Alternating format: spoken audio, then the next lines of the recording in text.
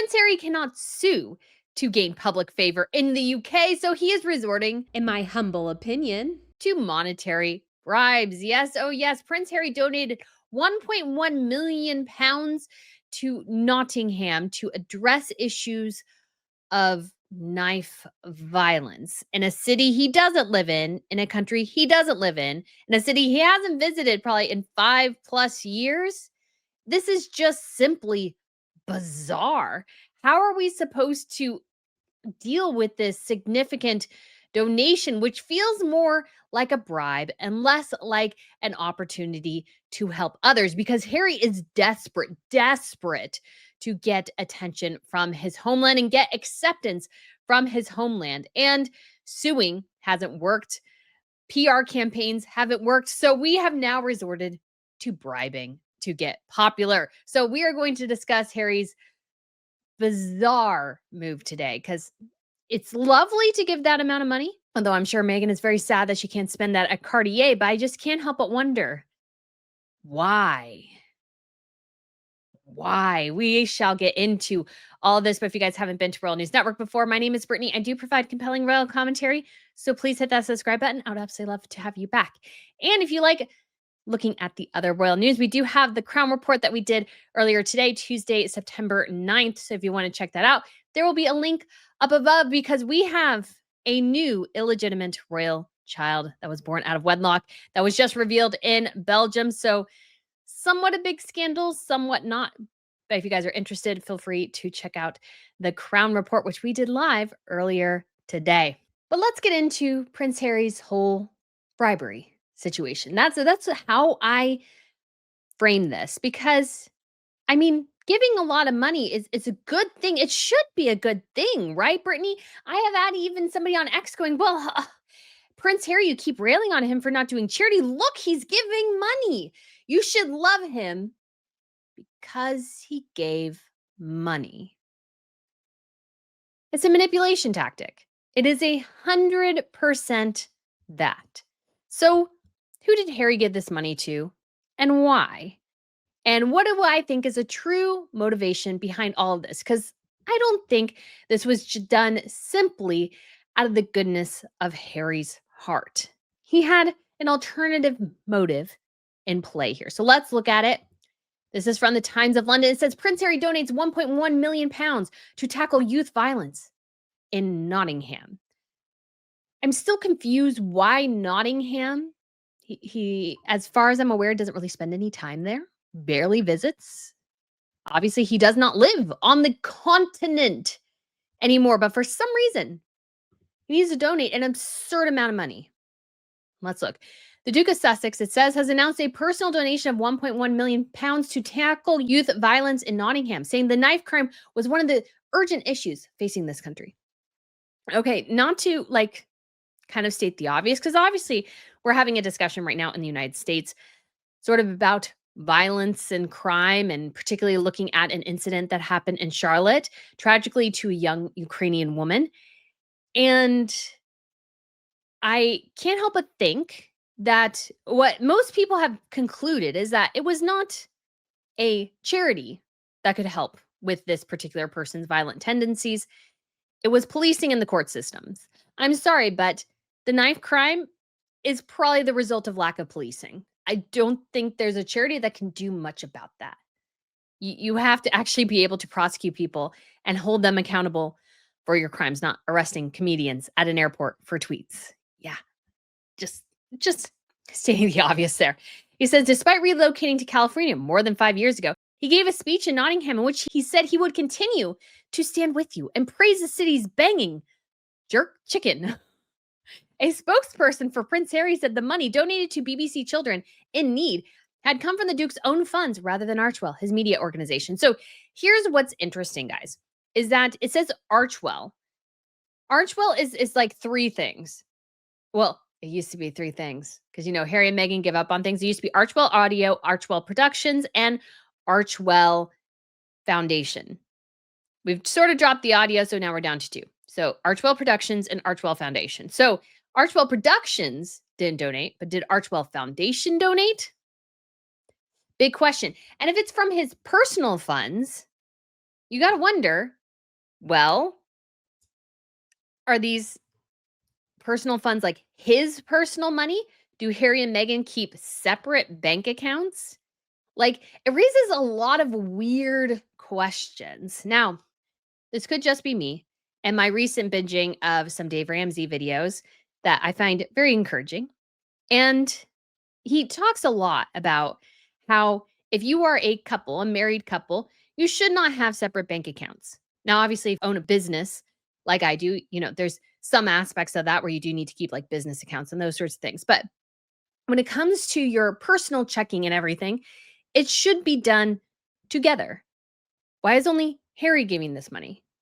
He says it's personal, but why not? Is he not giving it together? Like Duke's own funds. So does that mean his personal funds or Megan's personal funds or theirs together?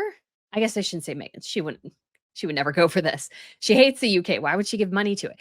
But it's like, doesn't really make a ton of sense, to be honest. I'm like very, very confused. And it goes on to say a contribution of £300,000 from BBC Children in Need will be added to the donation to help young people impacted by violence. And again, I don't know what the BBC Children in Need is doing, but I imagine this has more to do with policing, parenting, those sorts of things, which it could help, it could not help. And then it says in a speech after touring the community recording studio, CRS, in St. Anne's area of the city, Harry says, I'll continue to stand with you from my multi-million-dollar mansion in Montecito, thousands and thousands of miles away, a 10, 12, 14-hour plane ride away. I will stand with you from another continent. Yeah, that sounds like that works. Nottingham has my respect. It always has. My commitment and permanent place in my heart. You don't live there. What are you talking about? This doesn't make any sense. This makes no sense. It says Harry first visited CRS in 2013, returning on Tuesday. He said he wanted to maintain his links to the area. Okay, you live on another continent, dude. What links? I don't understand. This is really, really bizarre. It doesn't make a ton of sense. I've lost count of the number of visits I made here and the amount of jerk chicken I've eaten on almost every occasion on the way back. It is really banging. So he's doing this because he likes the chicken? I mean, I don't see any other reason really. And then we go down and says he said that Nottingham has a special place in my heart. And in May, it was announced that he had made a significant donation to a Nottingham-based charity that provides food parcels to families in need. Again, why Nottingham? Do you want to live there? Live there. This is weird. In December 2017, a month after announcing their engagement, Harry and Meghan made a visit to Nottingham, to the recording studio. Harry's last visit to the city coincided with World Mental Health Day in October 2019. So he hasn't been back in a really, really, really long time. 6 years. It's kind of like Sentebale. It's like all of a sudden he cares again. Like, why? This time he has returned with funds to promote work in the area and met Trevor Rose, the chief executive of the CRS, and Pete Bewley from Epic Partners, a charity helping young people in Nottingham through sports and mentoring programs. And then he pretends to like tie somebody's shoe. It's like really weird. It's like he's trying way, way, way too hard. That's honestly a very awkward picture, by the way. So he says the incredible work being done by grassroots organizations like CRS and Epic Partners is not only inspiring, it's essential. We're grateful for the support of BBC Children in Need and helping change makers in the city continue their mission to create safe spaces, build trust, and offer hope and belonging to people who need it most. In a city he doesn't live in a country he doesn't live in a city he hasn't even visited in 6 years. Make it make sense. So let's go over and see what Sussex.com has to say. So it says he acknowledges the serious challenges faced by young people. Violence affecting young people remains a critical issue that cannot be ignored. A lot of this comes from parenting, let's be honest. Too many lives are being cut short, leaving families grieving and communities struggling with wasted potential. Okay, so Harry, just spitballing here. Again, we have a huge case in Charlotte, North Carolina of a woman on a light rail, like a mass transit system, who was viciously attacked by an African American male who had like multiple felonies, who attacked her for simply sitting down on the train. She was a Ukrainian refugee looking to escape violence in her country here, and then becomes the victim of a broken judicial system in the United States. Why is Harry not giving money to help a charity in Charlotte or to help crime in Los Angeles, California? Like, in the actual places where he lives. He does not live in the UK anymore. Why is he giving money to charities in the UK? Now, again, I know some people say, well, Brittany, he's being so lovely and amazing. He's being so generous, 1.1 million pounds. But again, I ask, what is the true motivation here? Because I don't believe this is simply for the sake of charity. I'm going to be cynical and I will embrace my cynicism because my cynicism, I think, is probably more on the mark than generosity, I've got to say. So Harry says apparently the importance of mentoring from those with lived experience. This is very, I had to say, kind of progressive language here. That's the best word I have for it. But I would say somewhat woke language, maybe better. Cannot be overstated. It's a crucial element that makes these programs so effective. When young people see someone who has walked their path and emerged stronger, it creates a connection that transforms lives.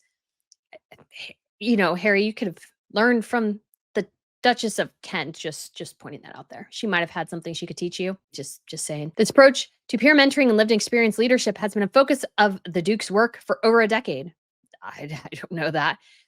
Because he has witnessed how it truly works. There's something powerful about authenticity that can't be replicated, says the wildly inauthentic Harry and definitely wildly inauthentic Meghan Markle.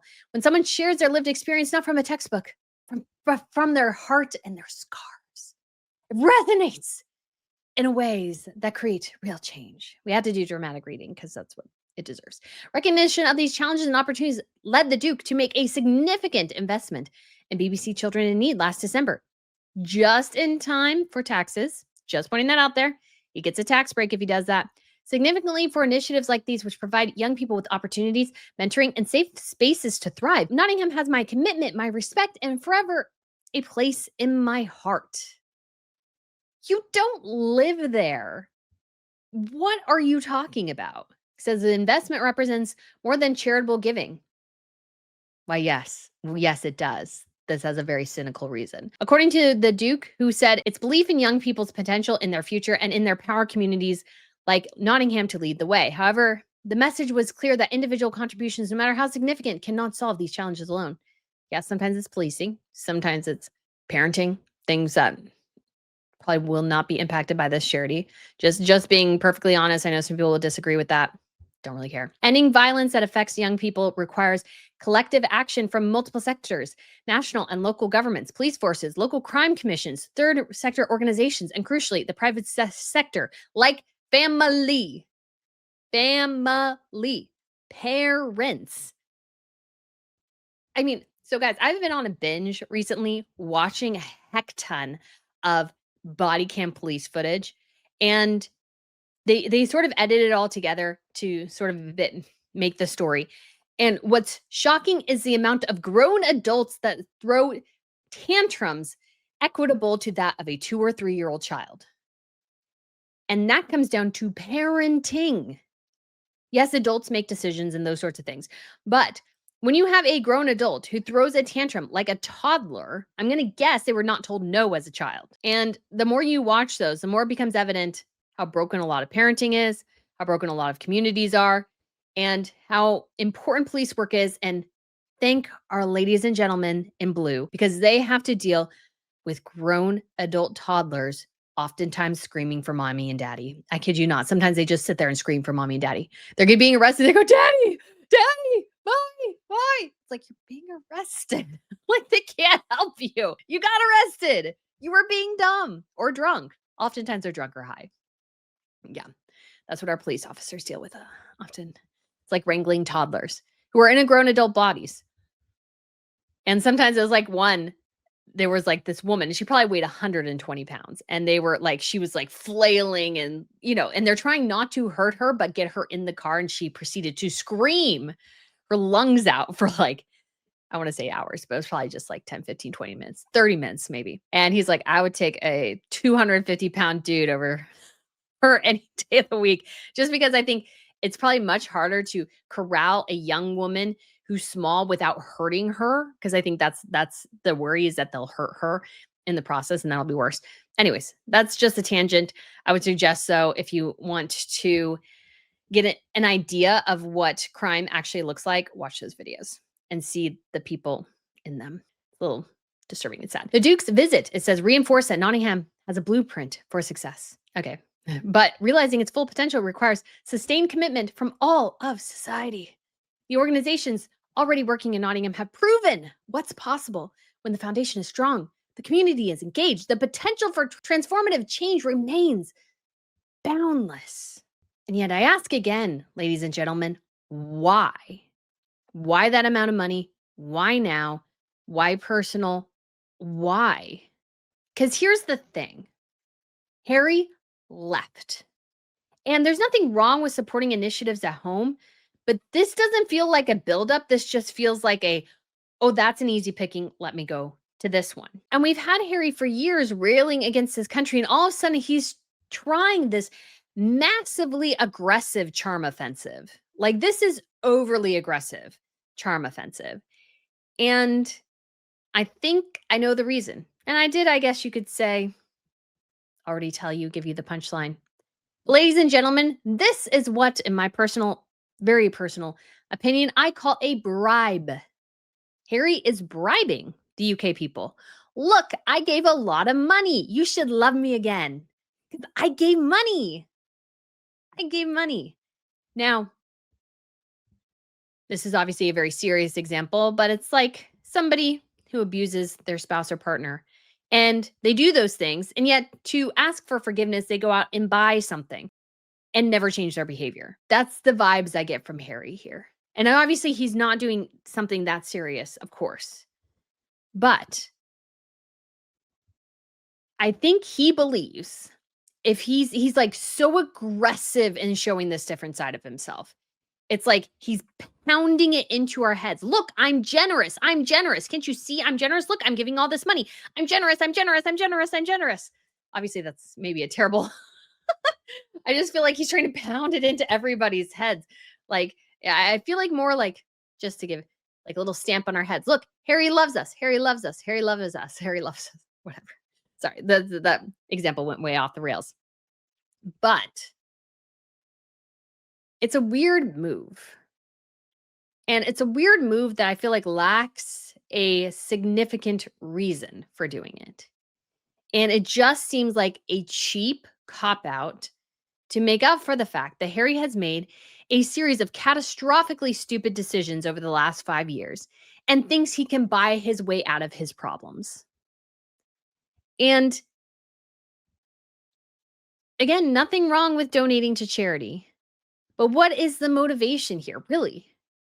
I mean, he doesn't live in the UK anymore. I know I said that several times, but it's like you almost need to repeat it, because it's like, why not try in your local community? I mean, I know that went sideways too for them in a lot of ways. But the problem with Harry and Meghan is that everything looks so stinking performative.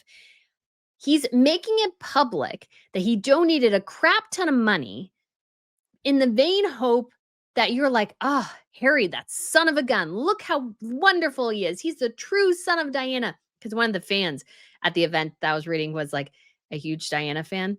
And it's like, it's just like he wants to throw money at something. And I can't help but think that he has been trained to think that way. Because I imagine how Harry solves a lot of his issues with Meghan Markle is by throwing money at her. I'll get you that Cartier necklace that costs 18 grand. I'll get you that ring that costs 50 grand. I'll give you that necklace that costs 10 grand. That bracelet that costs 26 grand. I will get you those things so you are happy. But it doesn't fix the problem. Buying a present for somebody who's mad at you doesn't really always fix the problem, because the present is nice, but it does not replace the previous behavior, especially if the previous behavior continues. Many have made suggestions about the fact that Harry sort of made a subtle dig at William at the Well Child Awards, asking one young man, hey, do you get along with your younger brother? And he goes, yeah, yeah. And Harry's like, well, I know that, siblings can be challenging. And, it's like, Harry, not everybody is as broken as you are when it comes to the relationship with your brother. Not all of us have that issue, but he thinks everybody has that issue. And Harry just can't let things go. So he's trying desperately to bribe his way back into public affection. Look, I'm so generous. Love me again. And I just got to say, this is not going to work. Like, some Sussex squad people may be, I mean, they're going to love Harry no matter what he does until he divorces Meghan Markle or she divorces him, and then they'll drop him like a hot potato. But it's not going to make up for how he treated the Queen, how he treated his father, how he treated Catherine and William and their children and everybody in this situation. It doesn't solve that because what Harry and Meghan are always missing in the grand scheme of their behavior is that they could solve everything. All their issues in the public eye, they could solve them like that. You know what you do? You go and you apologize to Catherine and William. Charles, build that relationship back privately, acknowledge previous mistakes, and you may get back into the public graces. Harry, with this move, will only move like 5 to 7% of the people. And maybe that's being generous. I don't think he's going to change a lot of people by throwing money at the problem. But again, that's how he's done it with Meghan, I'm sure. If she's mad, he buys her jewelry and tries to grease the wheels that way. But this is just not the way to do it. However, what's also interesting to consider is if Harry is doing this charm offensive because his marriage is falling apart and he's desperately looking for a way back to the UK. And this is a way to do it. It's not a smart way. Will it work? No. Because again, he needs his daddy. He doesn't need to give millions of dollars. He could actually keep that money. He needs to fix his relationship with his father first. But making these aggressive inroads back to the UK is not going to solve, let's say, his security problem, because this could also be a bribe to the government because he is told the Times of London, hey, I lost my court case. But I'm going to annoy the heck out of ministers privately so they give me my security back. And so he could go, look, I've given $1 million to this cause or £1 million. So you should reinstate my security because I gave money to charity. Like, seriously, this is what he's doing. It's so incredibly obvious. And it's so incredibly stupid. Like, no, this is not going to fix things. You're not going to get back into the good graces of your family. You're still going to be struggling under the weight of all the deals your wife made, Netflix, everything. All of this is going to suffer. You're not going to fix the problems by throwing money at it. It's a temporary measure to try and ingratiate yourself. And it's just such a bizarre move. And one Harry should seriously reconsider. Because the problem with this whole dynamic that Harry's doing is that it's once again a weird, bizarre cosplay royal tour. And they did those internationally last year, but now all of a sudden we're starting a weird like UK tour. And Charles needs to put the kibosh on this level of idiocy. Harry cannot do this because Harry needs a real big boy job. This is not a job, Harry. He's giving away money. He's not making money. To live, you need to make money. And I don't think as ever is going to be it. I don't think with Love Megan is like that's effectively dead. And as ever is grinding to a halt. And Harry's over there reimagining his former job. So it's like me. I left my job to do this full time, but it would be like me leaving the job on Friday and then coming back and going to my office and sitting down on Monday and pantomiming work at a company I don't work for. If I did that, they would call the police or they would try to have me committed or something because it's a crazy move by a desperate man. This is, I think, indicative of how badly Harry and Meghan have failed and how much Harry hates his life now. He wants his old life back so bad. He's willing to go and throw away millions of dollars in the vain hope he might recapture some of the royal magic. And it's gone. It's dead. He can't get it back. again, to rehabilitate his image, he'd have to do a lot of freaking groveling to make that happen. And I like what royalty said on X. They're not on there often anymore, but it says here very simply, same old boring story. Harry only hates the press when they criticize him and only hates royal duties when he has to do them for more than 3 days. He never wanted to be on his own pitching Netflix. He wanted a royal life without any accountability. I think that's 100% right. That's exactly what Harry is doing. He wants royal life on his own terms. That's just not how this works. And Charles needs to man up here and put the kibosh on this nonsense. He needs to let his son know you cannot do this. You cannot do these kind of shenanigans anymore. You need to give this up. You left. And the Duchess of Kent left royal duties and graciously did not want to be known as the Duchess of Kent, just wanted to be Catherine Kent. And if a royal wants to leave and takes the path of Catherine, allow them to keep their titles. But this farce cannot go on because what Harry is doing is undermining what the royal family does, what the monarchy does, what it stands for by doing something outside the system. And in order to preserve the system, Charles is going to have to make some really tough choices. And this includes stripping his son of his titles and place in the line of succession. This has to be done. Yes, it requires a parliamentary measure. But Charles, if he gets behind it and tells people he is interested in it, that's when I think the government will pursue it. I don't think they'll pursue it out of hand unless Harry and Meghan really, really go off the rails. But this has to be done. You cannot allow this. Again, it's such a simple thing. It's like Coca-Cola allowing a Coca-Cola to exist with K's in the name and using the same basically brand colors and lettering and everything and just allowing them to exist in the same space. It dilutes your brand because you have a competitor there who's selling a less valuable product. The royal family needs to take Harry and his insane ploys for attention more seriously and eliminate the threat by just saying, yeah, you can do this, but you're doing this now as Harry Sussex or Harry Windsor. And that's it.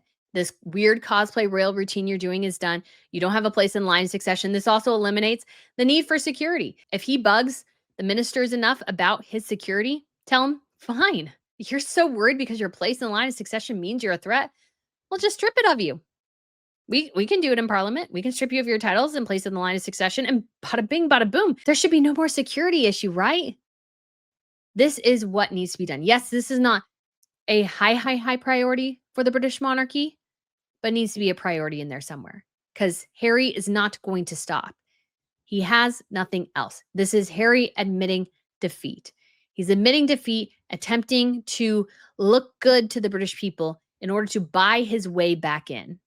And Charles and William, I mean, I know William's on this page, but Charles needs to be as well. Needs to tell the man, no, grow up. You left, get a real job. Because this is not a job for you anymore. And the only way to do that is to be harsh. Because Harry has had infinite time to grow conscience and get some wisdom on this matter. But he's not going to stop because he has, again, absolutely nothing else. So guys, let me know what you think of this video. Thank you so much for watching, and I shall speak to you again very soon. Bye.